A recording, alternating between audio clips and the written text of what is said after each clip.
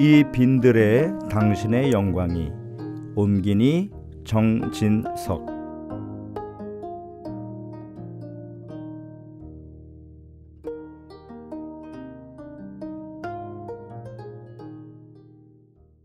여섯 번째 편지와 일곱 번째 편지의 일부 내용이 중복되어 있으나 편지를 받는 대상이 다르다. 일곱 번째 편지. 요동에서 1843년 2월 16일. 예수 마리아 요셉 리브아 신부님께.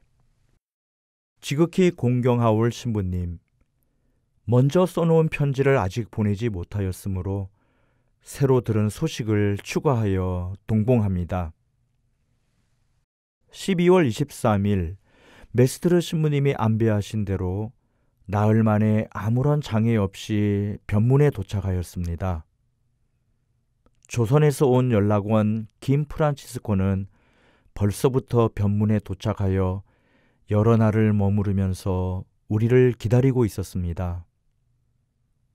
그는 중국인 안내자들이 오지 않을 줄 알고 외교인 친구들의 호의와 후원으로 그들을 수행하여 중국에 들어갈 허가를 얻었고, 북경으로 들어가는 일행 명단에 올라 조선 임금님이 보낸 사신 일행과 함께 가고 있는 중이라고 하였습니다.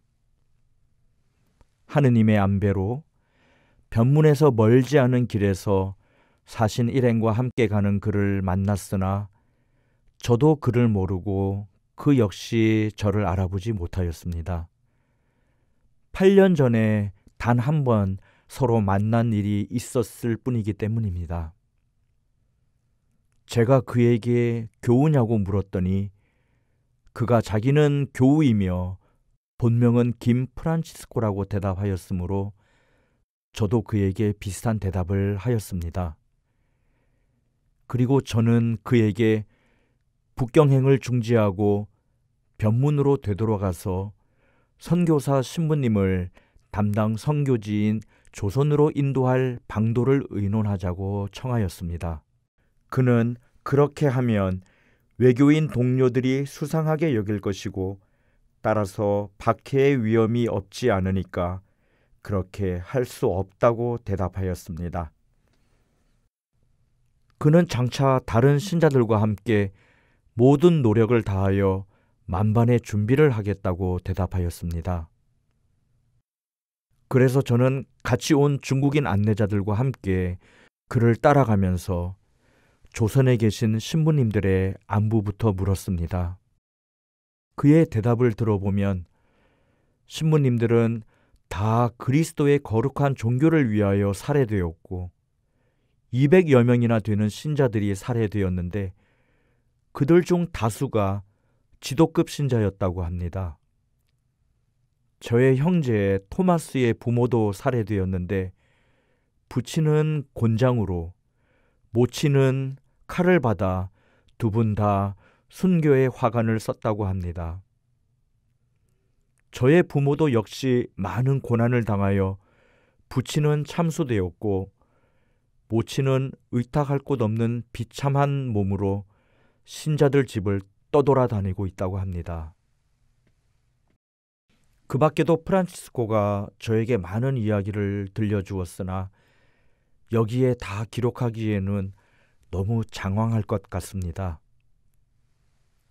지극히 공경하올 앵베르 주교님은 이미 오래전에 시작된 배반자와 포졸들의 수색으로 수원이라는 곳에 은신하셨는데 유다가 지옥의 심부름꾼들을 거느리고 그곳에 당도하자 주교님은 더 피신할 수 없음을 아시고 스스로 포졸들 앞에 나가시어 재판소로 끌려가셨다고 합니다.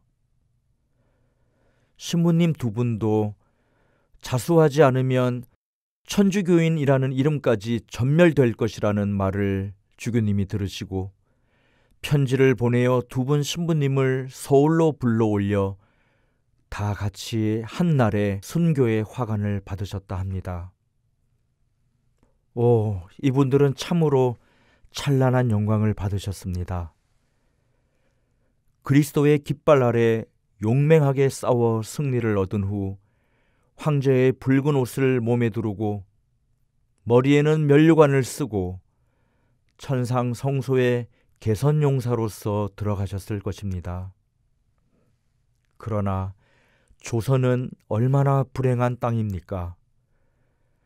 그렇게나 여러 해 동안 목자들을 여의고 외로이 지내다가 갖은 노력 끝에 가까스로 맞이한 신부님들을 일시에 모두 잃었으니 조선은 얼마나 불운합니까? 적어도 한 분만이라도 남겨두었더라면 좋았을 것을 모두 다 삼켜버렸으니 조선은 참으로 안타깝고 괘씸합니다. 요새는 박해가 멎어서 신자들은 조금씩 안정을 누리게 되었지만 신부님들이 안 계시어 마치 목자 없는 양떼처럼 탄식하며 방황하고 있답니다. 근년에 신앙을 받아들였다가 주요한 배반자가 된 김 여상은 사형을 당하였다고 합니다. 사형 이유는 그가 흉악한 인간으로서 남을 공적으로 해친 것 외에 다른 이유가 없는 듯합니다. 역사를 보아도 이따위 인물은 사형을 받고 매도 맞게 마련입니다. 다른 사람 하나는 자기 아내의 부모를 신고하였으므로 국법에 따라 교살당하였습니다. 신부님들과 수많은 신자들을 체포한 포도대장도 짐작하건대 남에게 불의한 짓을 저지른 탓으로 관직을 박탈당하고 유배된 후 사형을 받았다고들 합니다. 마지막으로 그에게 어째서 여러 해 동안 아무런 소식도 전하지 않았느냐고 물었습니다. 그랬더니 1839년에는 배반자들의 음모가 무서워서 감히 생각할 수가 없었고 그 다음 해에는 연락원을 보냈더니 도중에서 객사하고 두 번째 보낸 자는 변문까지 가기는 했으나 중국인 안내자를 만나지 못해서 그대로 되돌아왔다고 대답하였습니다. 이번에도 프란치스코가 변문에 왔지만 중국인 안내자를 만나지 못해서 자기가 북경까지 들어갈 작정이었다고 합니다. 그리고 주변 사정이 허락지 않아 그 밖의 소식을 더 오래 물어볼 수가 없었습니다. 저는 이쯤 듣고 나서 프란치스코가 가지고 온 편지들을 받아가지고 그와 작별한 후 변문으로 다시 돌아와 하루를 지냈습니다. 저는 신부님들이 1년 후에는 담당 선교지인 조선으로 입국할 수 있으리라는 생각이 들어서 2월쯤 신부님을 인도할 마음으로 곧 조선에 들어갈 여행 준비를 하였습니다. 제가 프란치스코에게 조선에 들어갈 수 있겠느냐고 물어보았더니 그는 국경을 통과하기가 매우 어렵다고 단언하면서 가난한 나무꾼 행세를 한다면 입국할 수 있을 듯 하다고 하였습니다. 이튿날 새벽 1시쯤 일어나서 미리 준비해 두었던 조선 옷으로 갈아입고 중국인 안내자들과 작별한 후 길을 걷기 시작하였습니다. 저는 얼마 안 가서 어느 길로 가야 할지 몰라 숲속에 들어가 있었습니다.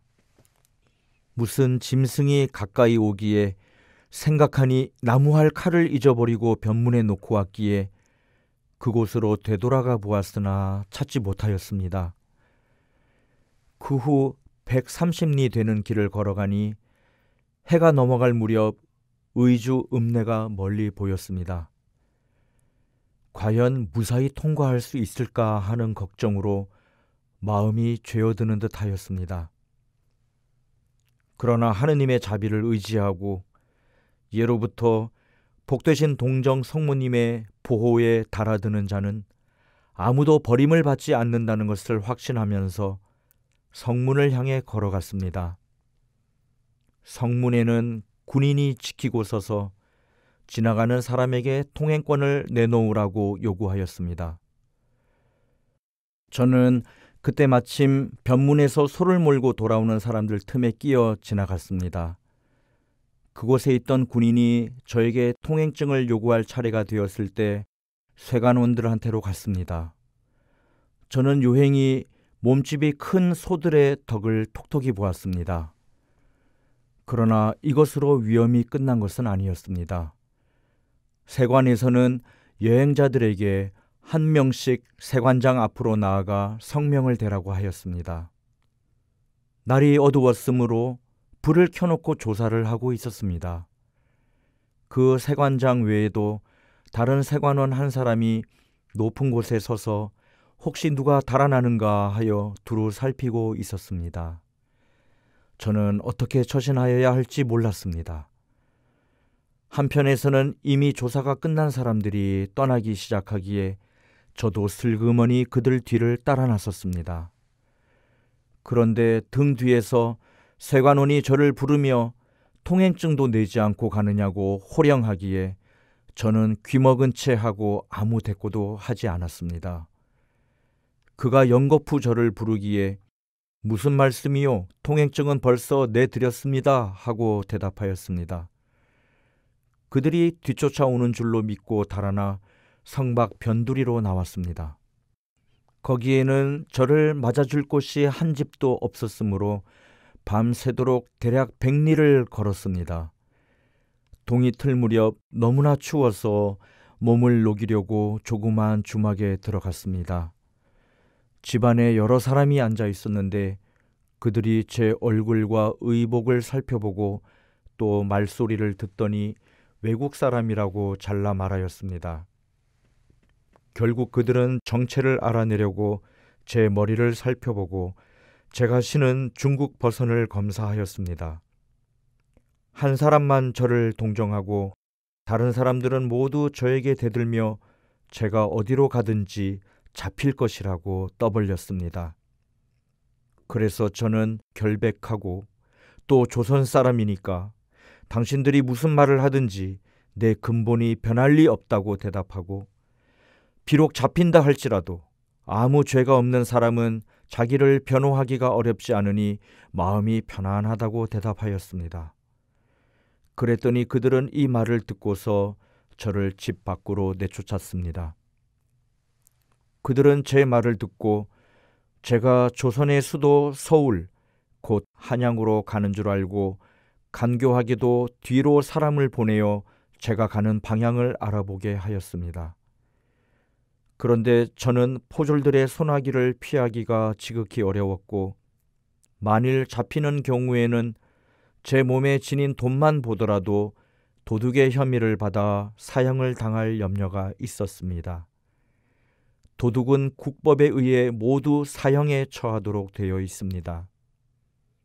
저는 정탐꾼이 되돌아가는 것을 보고서 그 사람들에게 제가 정말로 서울 쪽으로 갔다는 사실을 알리기 위해 그 작은 주막을 멀리 피하면서 우회하여 다시 중국을 향해 걷기 시작하였습니다. 그러나 해가 뜬 다음에는 감히 길에 나서지를 못하고 수목이 울창한 산속에 숨어 있다가 해가 떨어져 어둠이 땅을 내리덮었을 때 걸음을 재촉하여 새벽 2시쯤 의주에 도착하였습니다. 거기서 바다와 반대쪽에 있는 읍 왼편으로 방향을 정하여 길도 없는 험악한 곳을 헤매었습니다.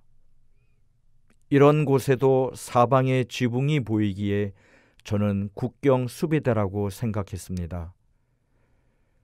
제가 압록강에 도착하였을 때는 벌써 해가 떠올라 사방을 비추고 있었습니다. 첫째 강과 둘째 강을 건넌 뒤 황막한 들길을 걸었습니다. 여기는 낮 동안 조선 사람들이 중국으로 들어가기도 하고 다시 고국으로 돌아오기도 하는 길목이었습니다. 저는 걸어가는 도중 중국 의복으로 갈아입느라고 나머지 한나절을 다 소비하였습니다. 다시 일어나 약 100리길을 걷고 나니 해가 떠올랐습니다. 계속 길을 걸어 저녁때가 지나 변문에 도착하여 모든 사람이 비웃는 가운데 하룻밤을 지냈습니다. 하느님과 동정 성모님의 보호하심으로 몇 가지 물건을 마련하고 5일 만에 백화점에 도착하여 공경하올 메스트르 신부님에게로 되돌아왔는데 이날이 1월 6일입니다. 우리는 지금 프란치스코가 3월에 돌아오기를 기다리며 평온하게 지내고 있습니다. 다른 사정은 신부님들의 편지를 보시면 더 자세히 아시게 될 것입니다. 조선의 주요한 사람들이 편지를 보냈는데 제 짐작에 그 편지는 신부님 앞으로 갔을 것입니다. 그런데 그 편지는 물리 신부님께로 보낸 것입니다. 기도 중에 하느님과 복되신 동정 마리아 대전에 정성껏 저를 기억해 주시기를 청합니다. 공경하올 스승님께 순명하는 아들 김 안드레아가 올립니다. 8번째 편지. 소팔가자에서 1844년 5월 17일. 예수 마리아 요셉 리브와 신부님께. 지극히 공경하올 신부님, 5월 15일자로 신부님께서 보내주신 편지를 아주 반가운 마음으로 읽었습니다. 작년 음력 3월과 9월경 장상의 분부대로 저는 다시 변문에 가서 조선에서 보내온 소식을 받아왔습니다.